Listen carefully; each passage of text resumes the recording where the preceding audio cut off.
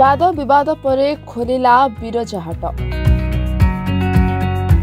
पुराना स्थान को फेरी जाजपुर बिरजा हाट। आज प्रथम दिन में पुलिस और मैजिस्ट्रेट को उपस्थिति में खोली बिरजा हाट।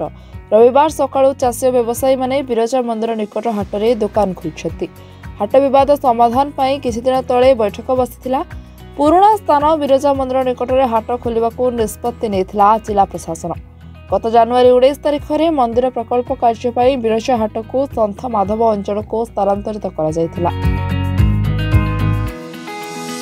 पुराना जगह अर्थात मंदिर निकट हाट को फेरवा पाई दाबी करथिले व्यवसायी, जहाकु नै विधायकों उपरे आक्रमण और थाना घेराव करथिले व्यवसायी। यार समाधान पाई प्रशासन उभय पक्षों को डाकी आलोचना करबा परे हाट को नै लागि रहितबा विवाद उपरे पूर्णछेद पड़िछि। पुराना जगह को फेरी आसिछि बिरजा हाट। मो ना हूँ अक्षय कुमार साहू।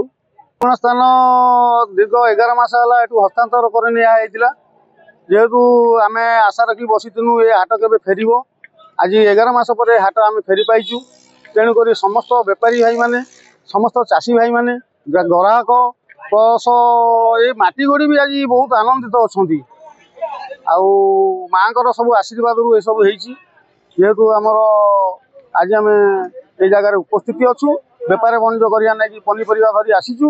समस्त भी ये जगह उपस्थित अच्छा। निश्चित आम आशा कर रही एटा आम पाइबू बोली निश्चित माँ का दयारू आम पाइपर। लोपामुद्रा पाड़ी बहुत खुशी लगुच कारण आसवाई सुविधा आ गाड़ी भी पार्किंग हो पार्टी। से जगहटा बहुत असुविधा थिला, छोट जगह यहाँ बहुत बढ़िया लगुच। अपेक्षा करके आम रही केबे हाट खोल अपेक्षा कर रही कि हाट केबे खोल बहुत सुविधा भी मिलूची आ बहुत भल लगुच, खुशी भी लगुच। ग्रोसरी आइटम बहुत किछि किनिलु आ भल बहुत भल। कोरेरो Sunil Ojha report, reporters today.